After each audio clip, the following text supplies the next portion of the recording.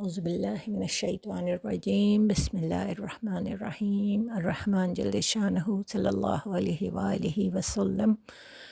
السلام علیکم ورحمۃ اللہ وبرکاتہ۔ آج کی ہماری آیت ہے ذالک الکتاب لا ریب فیہ ھدی للمتقین۔ ذالک الکتاب، یہ وہ کتاب ہے، الکتاب خاص کتاب۔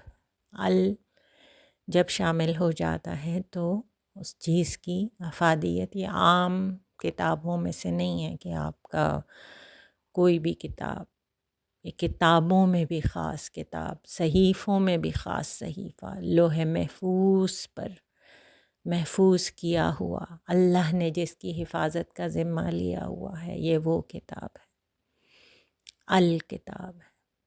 اس میں کوئی شک نہیں، کوئی شک نہیں، بے شک اس میں کوئی شک نہیں۔ شروع میں اتنا پیارا قرآن پاک نے سورہ فاتحہ کی صورت میں اللہ نے اپنا تعارف کرایا، اللہ نے اپنے بندوں کا، نیک بندوں کا تعارف کروایا، اللہ نے اپنے ان لوگوں کا تعارف کروایا جن پر غضب ہوا۔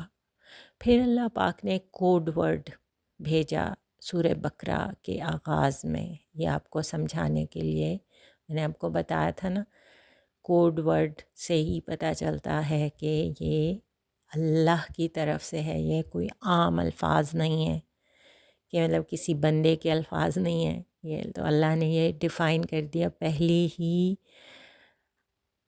آیت میں، پہلی ہی سورہ کے پہلے ہی سٹارٹ میں بالکل آپ کو ڈیفائن کر دیا کہ یہ اللہ کی طرف سے وحی ہے، یہ خاص ہیں الفاظ۔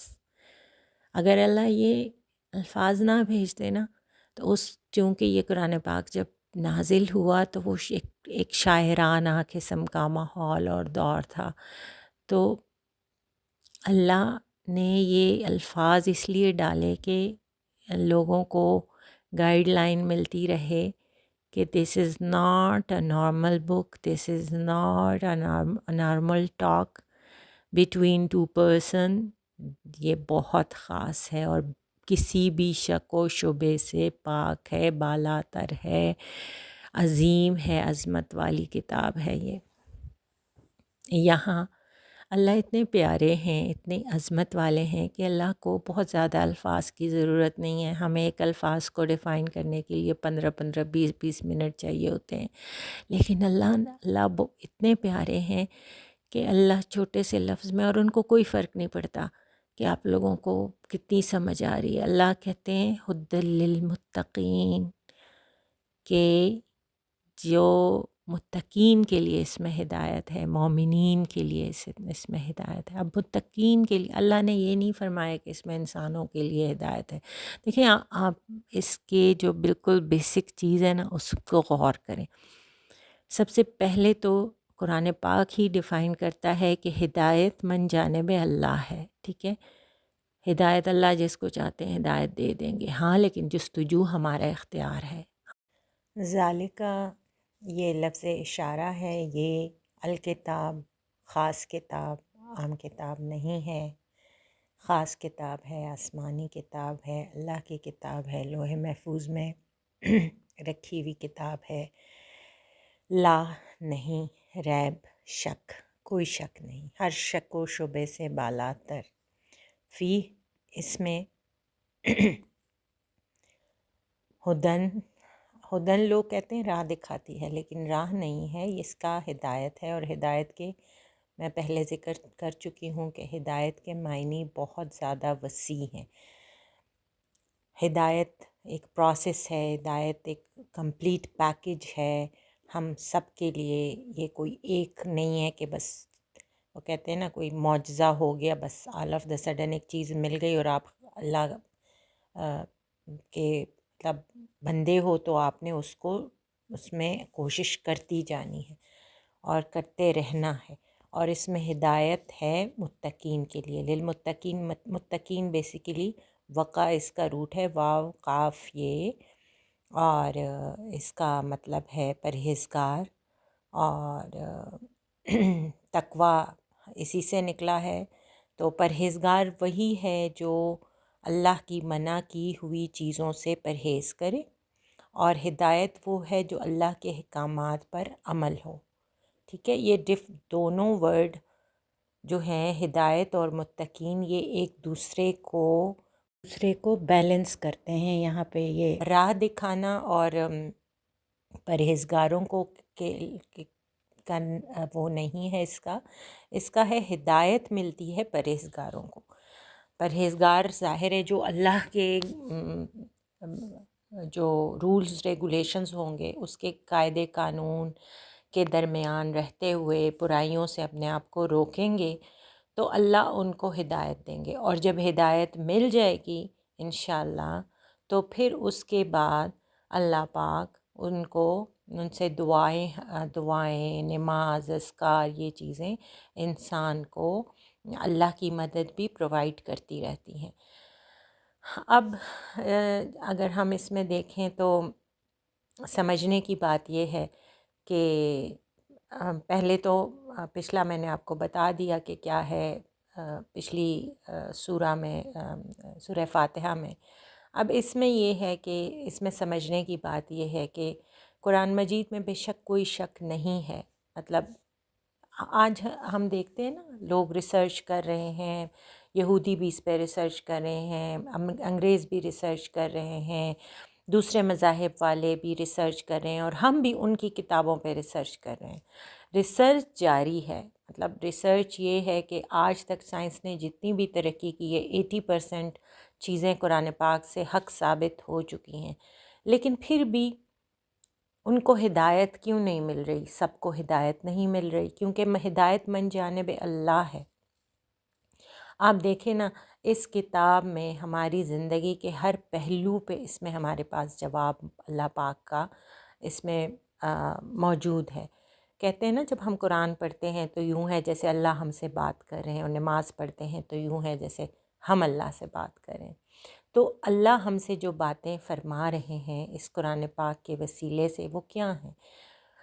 وہ ہمارے زندگی کے ہر پہلو، چاہے ہمارے گھر کے معاملات ہیں، حقوق العباد، حقوق اللہ، سائنس، فکشنز، ایچ اینڈ ایوری تھنگ. مطلب آپ کو اسٹرانومی، بایولوجی، باٹنی، نیمرولوجی، مطلب جو بھی چیز ہے اس میں موجود ہے. ڈوز اینڈ ڈونٹس، احکامات، کلیئر حکم، عبادات کا طریقہ، عبادات کے احکامات، زکوٰۃ، روزہ، زکوٰۃ، حج، غزوات، جہاد، نفس کیا ہے، پچھلی قومیں کیسے تباہ ہوئیں. ظاہر ہے وہ اس کا ہمیں بتانے کا مقصد، ہمیں اللہ نے سٹوریاں نہیں سنانی تھی. اللہ کا ان کا بتانے کا مقصد بھی ہمیں گائیڈنس پرووائڈ کرنی تھی، ہمیں ہدایت دینی تھی. اب اگر زندگی کا ہر شعبہ، چاہے ایک وکیل ہے اس کو اس میں سے لاء کے اصول مل رہے ہیں، جج ہے اس کو یہ مل رہا ہے کہ اس نے فیصلے کس طرح کرنے ہیں، میڈیکل کا اسٹوڈنٹ ہے یا ڈاکٹر ہے یا حکمت سے ہے تو ان کو اس میں سے راز مل رہے ہیں جو اللہ نے اس میں شفا والی چیزیں بتائی ہیں. جو باٹنی سے ہیں، جو زیولوجی سے ہیں، نباتات، جمادات، جو ہمارے ارضیات فلکیات والے ہیں، موسمیات والے ہیں. مطلب زندگی کا ہو سکتا ہے کافی سارے شعبے میں نے مس کر دی ہوں. ہمیں پڑوسیوں کے حقوق، ماں باپ کے حقوق، اولاد کے حقوق و فرائض، مطلب ہمیں ہر چیز سے آگاہ کر دیا گیا. رشتہ داروں کے ساتھ معاملات، جائیداد، نکاح، شادی، ہر چیز اس قرآن میں موجود ہے. اب جو چیزیں ہم اس کی فالو کریں گے ہدایت ہمیں اس کی ہوگی. ہم تقوی اختیار کریں گے، ہم پرہیزگاروں میں ہوں گے، ہم ان کے احکامات اور امر اور نہیں منکر پہ جو ہے ثابت قدمی اختیار کریں گے تو ہدایت ہے، کمپلیٹ ہدایت ہے. لیکن اگر ہم مکمل کلی طور پر اس چیز کو فالو نہیں کریں گے تو ہمارے لیے گمراہی ہے. اب یہی چیزیں جو ہیں یہ آگے مزید ڈیفائن ہوں گی انشاءاللہ. اس آیت کے حساب سے کچھ قرآن و حدیث کے حوالہ جات دے دوں. قرآن پاک میں مختلف جگہوں پہ اس کے بارے میں، قرآن کے بارے میں مختلف آیات آئی ہیں۔ اللہ تعالیٰ نے بہت سارے مقامات پر قرآن کے ہدایت کے لیے مختص ہونے کا اور مختلف ذکر کیا ہے۔ سورہ الاسراء میں ہے کہ یہ قرآن وہ راستہ دکھاتا ہے جو بالکل سیدھا ہے۔ سورہ صاد 29 نمبر آیت میں ہے کہ بے شک یہ کتاب ہم نے برکت والی نازل کی تاکہ لوگ اس کی آیات پر غور کریں اور عقل والے نصیحت حاصل کریں۔ پھر سورہ بنی اسرائیل میں ہے کہ قرآن میں شک نہیں، تو اس کے بارے میں آیت ہے، اور حق آ گیا اور باطل مٹ گیا، بے شک باطل مٹنے ہی والا ہے۔ تو قرآن پاک اپنی حقانیت اور مکمل ہدایت کی دلیل پیش کرتا ہے، اور یہ کہ یہ کسی بھی شک و شبے سے پاک ہے۔ اب ہدایت اور متقی کے لیے یہ آیت آئی ہے سورہ سجدہ میں، 24 نمبر آیت ہے، ہم نے ان کو امام بنایا جو ہمارے حکم سے ہدایت کرتے تھے اور انہوں نے صبر کیا اور ہماری آیات پر یقین رکھتے تھے۔ تو یہ سب اس آیت کے بارے میں جو قرآن پاک کے مختلف ریفرنسز تھے، اور اسی طرح کچھ حدیث پاک صلی اللہ علیہ وآلہ وسلم ہیں کہ رسول اللہ صلی اللہ علیہ وسلم نے فرمایا کہ میں تمہارے درمیان 2 چیزیں چھوڑ کر جا رہا ہوں، اگر تم انہیں مضبوطی سے تھامے رکھو گے تو کبھی گمراہ نہیں ہوگے، اللہ کی کتاب اور میری سنت۔ پھر ایک اور جگہ نبی پاک صلی اللہ علیہ وسلم نے قرآن پاک میں شک نہ ہونے کی گواہی دیتے ہوئے فرمایا، حضرت علی رضی اللہ تعالیٰ عنہ سے روایت ہے کہ نبی صلی اللہ علیہ وسلم نے فرمایا، قرآن وہ رسی ہے جو اللہ اور اللہ کے بندوں کے درمیان ہے، اس کے الفاظ مضبوط اور احکام واضح ہیں، اور جو اس پر عمل کرے گا وہ فلاح پائے گا۔ ایک اور جگہ نبی پاک صلی اللہ علیہ وسلم نے فرمایا، قرآن پڑھا کرو کیونکہ یہ قیامت کے دن اپنے پڑھنے والوں کے لیے سفارش کرے گا۔ یہ صحیح مسلم کی حدیث ہے۔ تو اس لیے یہ جو آیت ہے، اس کے بارے میں قرآن کی عظمت اور مختلف اللہ کی وحدانیت اور اس میں شک نہ ہونے کا جتنا بھی ہمیں ہم انشاءاللہ جو قرآن پاک میں آگے بڑھتے جائیں گے، ہمیں ایک ایک آیتیں تو آغاز ہے، پہلی آیتیں ہیں قرآن پاک اور حدیث، ہزاروں کی احادیث نبی پاک صلی اللہ علیہ وسلم سے ڈیفائن ہوا قرآن،